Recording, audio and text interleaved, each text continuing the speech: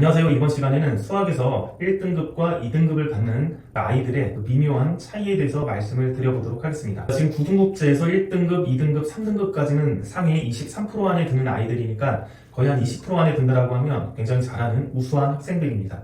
1등급, 2등급, 3등급 받는 학생들의 차이점은 일단 뭐가 있냐? 기본적으로 굉장히 성실합니다. 이 아이들은 거의 부모님이 봤을 때 공부만 하는 듯 보입니다. 공부만 하는 듯 보이니까 뭐 성실하고 잔소리할 것도 많이 없죠. 그리고 학원을 다녀도 숙제 같은 경우도 알아서 열심히 합니다. 왜냐하면 상위 20% 안에 드는 아이들이니까 당연히 성실하겠죠. 자, 그런데 요 1, 2등급과 3등급 받는 학생들의 차이는 뭐가 있냐? 첫 번째는 속도의 차이가 있습니다. 그러니까 3등급을 받는 학생들은 나름 열심히 하고 굉장히 성실한데 1, 2등급 받는 애들 못지않게 모범생인데도 불구하고 단점이 뭐냐면 속도가 너무 느립니다. 그러니까 문제 푸는 속도도 느리고 어려운 문제를 해석하고 풀어가는 그런 것들도 굉장히 오래 걸립니다. 속도가 느리다 보니까 당연히 학습량이 저조하죠. 그러니까 1, 2등급인 학생들이 하는 학습량보다 거의 절반도 못합니다. 3등급인 학생들은. 그렇기 때문에 성적이 안 나올 수밖에 없죠. 속도가 느리고 학습량이 저조하기 때문에 심화나 준심화 이런 것들도 도전하기가 매우 힘들죠. 내신 대비를 하다 보면 기본 개념도 한번 다시 한번 확인을 해야 되고요. 그 다음에 기본 유형 같은 경우도 한번 우리가 쭉 정리를 하죠. 거기까지 정리하면 이제 준심화나 심화까지도 틀리는데 3등급 정도만 돼도 속도가 매우 느리기 때문에 보통 기본 개념 정리하고 유형 정도 정리하면 시간이 다 갑니다. 그럼 기출이나 학교 프린트 이렇게 풀리다 보면 그거 하다 보면 준심화나 심화를 도전할 시간적 여유를 확보하기가 어렵죠. 자, 이게 3등급과 1, 2등급의 핵심적인 차이라고 보시면 되겠습니다. 자, 그럼 1등급과 2등급의 차이는 뭐냐? 중학교로 치면 중학교 시험에서 좀 어려운 문제가 출제가 돼도 항상 100점을 맞는 아이들과 좀 낯설고 어려운 문제, 그런 문제들을 틀려서 그냥 90점대만 받는 아이들의 차이에 해당되고요. 고등학교로 치면 1등급과 2등급의 차이에 해당이 되겠죠. 자, 이 두 그룹은 실제 학원에서 가르쳐보면 차이점을 찾기가 매우 힘듭니다. 일단 문제 푸는 속도도 빠르고요. 그리고 개념 이해력도 같이 높습니다. 그리고 심화나 준심화 이런 것들도 다 도전을 합니다. 어떨 때 보면 2등급인 아이들이 더욱 많은 문제를 푸는 경우도 있어요. 더 속도가 빠르거나 그래서 심화 문제도 더 많이 푸는 경우도 있습니다. 근데 막상 시험을 보면 그 아이들이 2등급이고 그렇지 않은 아이들이 1등급이죠. 그래서 가르치기만 하고 좀 멀리서 바라보면 차이점을 찾기가 굉장히 힘듭니다. 자, 근데 이 아이들을 자세히 관찰하면 차이점이 있는데요. 첫 번째 1등급 받는 아이들은 실수를 거의 안 합니다. 그러니까 뇌과학적으로 얘기하면 작업 기억력이 높은 거죠. 그래서 문제를 푸는 순간에 굉장히 집중력 있게 문제를 풀다 보니까 실수를 안 하고 틀리는 거는 정말 모르는 것만 틀리는 경우가 많습니다. 자, 그런데 2등급을 받는 아이들은 문제 푸는 속도가 더 빠를 수도 있고 혹은 문제집도 더 많이 풀 수도 있긴 한데 기본적으로 실수를 하는 경우가 많습니다. 그러니까 틀리고 고치고 틀리고 고치고가 좀 되는 거죠. 다른 말로 하면 작업 경력이 좀 떨어지는 거죠. 자, 두 번째 특징은 메타인지의 차이인데요. 이게 굉장히 큽니다. 1등급과 2등급인 아이들을 가르쳐보면 처음에는 거의 똑같습니다. 이게 똑같은 문제집을 풀고 똑같이 틀립니다. 때에 따라 이 2등급 받는 아이들이 더욱 많은 문제집을 푸는 경우도 있습니다. 왜냐하면 속도가 더 빠른 경우도 있거든요. 자, 근데 이 내신 대비 기간이 좀 더 오랫동안 지속이 되면 어떤 차이점이 발생을 하냐면 1등급 받는 아이들은 틀렸던 유형들을 다시 틀리지가 않아서 점점 오답이 줄어듭니다. 근데 2등급 받는 아이들은 초기에도 틀렸던 유형들을 또 반복되면 또 틀리고 또 틀리는 경향이 생기는 거죠. 자, 물론 아이들 가르치면서 오답을 다 시킵니다. 틀리면 설명도 해주고 이거 오답 노트에 정리해라 라고도 해주고 다시 한번 풀어보라 라고도 해서 거기까지 확인도 다 해줍니다. 그리고 비슷한 오답 유형도 만들어서 제가 숙제로 또 내주죠. 자, 그럼에도 불구하고 나중에 시간이 지나면 처음에는 2등급 받는 아이들이 더욱 더 많은 양을 풀거나 더욱 학습량이 많았을 수도 있는데 시간이 지나면 지날수록 1등급인 애들은 점점 틀리는 양들이 줄어드는데 2등급인 애들은 큰 차이가 없이 계속 틀린다는 거죠. 틀렸던 유형들을 또 틀리고. 자, 이 차이는 메타인지 능력의 차이라고 볼 수밖에 없는 거죠. 그러니까 1등급을 받는 아이들은 처음에 공부했을 때 본인이 이제 모르는 유형이 나올 수도 있고 아니면 본인이 다뤄보지 못한 내용이 나올 수도 있으니까 처음 문제집을 풀 때는 꽤 많이 틀립니다. 꽤 많이 틀린 것들을 오답을 해나가겠죠? 근데 오답을 해나가면서 머릿속에 이게 저장되는 느낌들을 정확하게 얘네들은 알다 보니까 머릿속에 저장을 정확히 시키는 겁니다. 오답을 해서 나름 구조화를 시키거나 그렇게 해서 머릿속에 집어넣든 아니면 한 번 오답을 하고 한 번 더 하든 어쨌든 집에 가서 따로 오답을 하든 이런 반복적인 행위를 거쳐서 틀렸던 내용들을 반드시 집어넣어서 그 다음에는 그 유형 나머지 절대로 안 틀린다라는 것이죠. 자, 근데 2등급 받는 아이들은 똑같이 또 틀립니다. 그러니까 오답을 해도 똑같이 또 오답을 시키고 그게 마무리가 됐음에도 불구하고 나중에 되면 또 틀리고 또 틀리고 또 틀리죠. 시험 전날까지도 계속 틀렸던 유형들을 또 반복해서 틀립니다.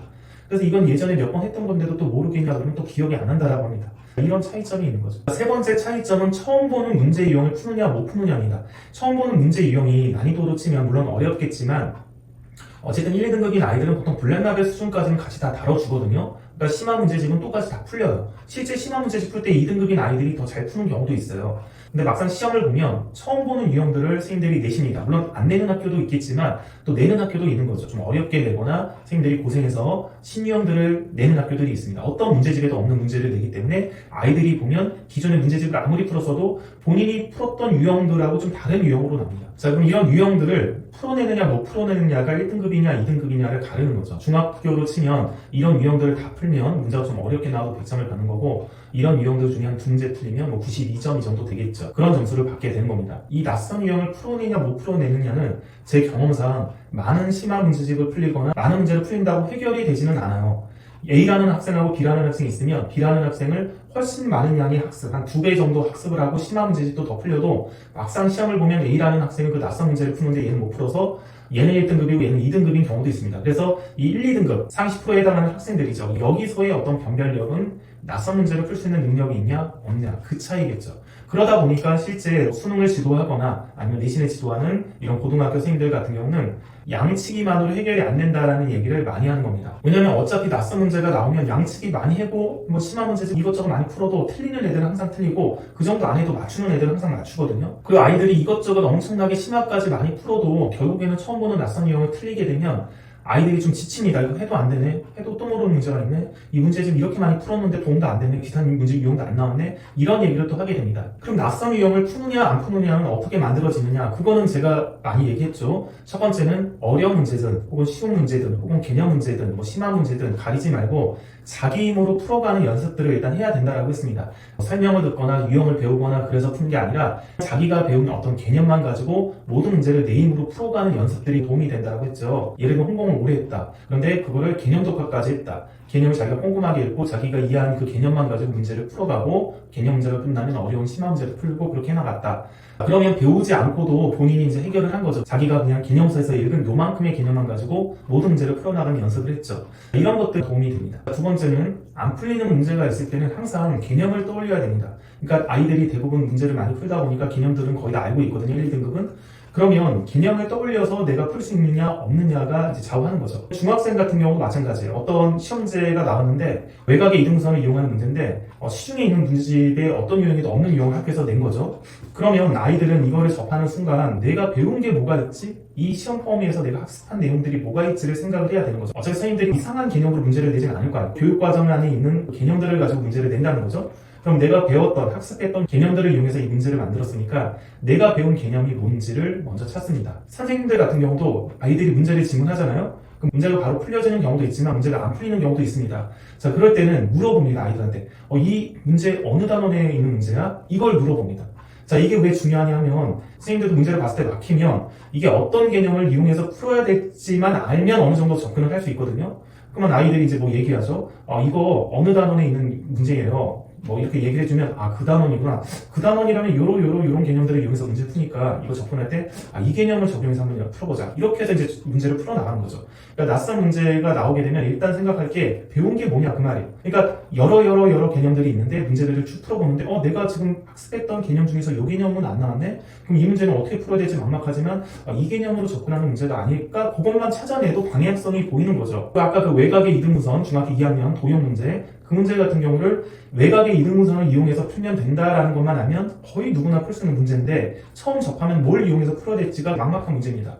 어떤 아이들은 보면 답은 맞긴 맞았는데 이상한 평행사변형을 그려서 푼 아이들도 있고 어떤 아이들은 아예 뭘 이용해서 풀어야 될지 모르니까 못 푼 아이들도 있는 거죠. 그만큼 이 문제를 풀 개념이 뭔지를 아는 게 굉장히 중요한 겁니다. 그거를 습관 들이기 위해서는 평상시 공부를 하다가 막힌 문제가 있을 때 이게 어떤 개념을 이용해서 풀어야 되는지를 본인이 생각하는 것들이 중요하겠죠. 저 같은 경우는 아이들이 일단 질문을 하면 보통 개념을 복습하고 다시 풀게끔 만들어줍니다. 본인이 놓친 개념이 뭔지 항상 개념을 확인하고 문제를 풀게끔 하는 습관을 만들어주는 거죠. 혹은 아이들한테 개념을 다시 한번 복습하고 풀어라 그러면 아이들이 선생님 어떤 개념을 이용해서 풀어야 될지 모르겠어요. 그런 경우도 있습니다. 그런 경우는 제가 문제집을 가져오라고 해서 몇 페이지 몇 페이지에 있는 요 내용들 그리고 밑에 있는 그 기본 유형의 문제들을 다시 한번 복습하고 이 문제를 풀어라 이렇게 알려줍니다. 자, 이런 식으로 뭔가 아이들이 막힌 문제가 있을 때 그냥 바로 설명해 주는 게 아니라 본인들이 다시 개념을 익히고 풀게끔 하는 거. 아, 이게 항상 내가 틀리면 기본적으로 개념이 좀 부족해서 못 푼 거구나. 이 개념을 확인하니까 내가 바로 쉽게 풀 수 있겠구나. 이런 식으로 습관을 만들어줘서 낯선 문제가 나올 때마다 어떤 개념을 이용해서 푸는 문제지 그 개념을 떠올리게 하는 그 연습들이 굉장히 중요합니다. 자, 마지막으로는 좀 어려운 문제라도 어느 정도 아이들이 개념 학습이 됐다면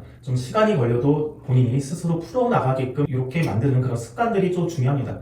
그렇게 아이들이 풀다 보면 자신감이 생기기 때문에 이런 낯선 문제가 나와도 풀 수 있겠다는 생각에서 도전을 해서 어쨌든 풀어냅니다. 자, 그걸 하기 위해서는 아이들이 충분히 오랫동안 고민해서 문제를 풀어가는 그런 연습을 할 수 있게끔 만들어주는 것들이 중요하겠죠. 그래서 제가 초등학교 때는 시간제 학습을 통해서 어려운 문제를 아이들이 시간에 쫓기지 않고 어쨌든 자기 힘으로 풀어나가는 그런 경험들을 갖게 하라고 많이 추천을 드렸습니다.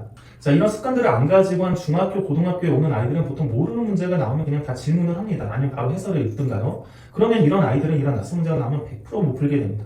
그래서 일단 개념이 부족할 때는 어딘가를 복습하고 다시 풀게끔 이렇게 만들어주는 습관들, 그리고 개념은 됐다라고 하면 좀 어려운 문제를 자기가 좀 오랫동안 생각해서 풀게끔 하는 그런 습관들을 만들어주는 것도 중요하겠죠. 자, 오늘은 1등급과 2등급을 가르는 그 차이에 대해서 말씀을 드렸는데요.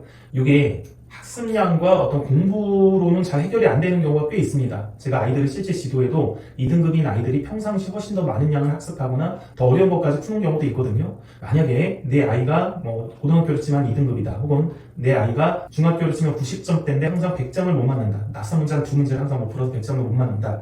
만약에 이런 경우라면 그냥 많은 양의 문제집, 많은 양의 심화 문제집을 다 풀리려고 이렇게 하는 것보다는 아까 그 낯선 문제들이 나왔을 때 어떤 개념을 가져다 써야 될지 떠올리는 그런 습관들, 그리고 좀 어려운 문제라도 오랫동안 자기가 풀게끔, 그러니까 그런 아이들은 문제집 한 권을 더 풀리는 것보다는 그냥 아이가 질문하면 너가 스스로 풀어봐. 시간 더 충분히 줄 테니까 시간에 쫓기지 말고, 그리고 문제집 한 번 더 할 생각하지 말고 이것만 하고 끝낼 테니까 네가 혼자 생각해서 풀어봐. 앞에 내용도 다 복습하고 이렇게 풀어봐. 이런 식으로 유도를 해주는 게 훨씬 좋다라고 말씀을 드릴 수 있겠습니다.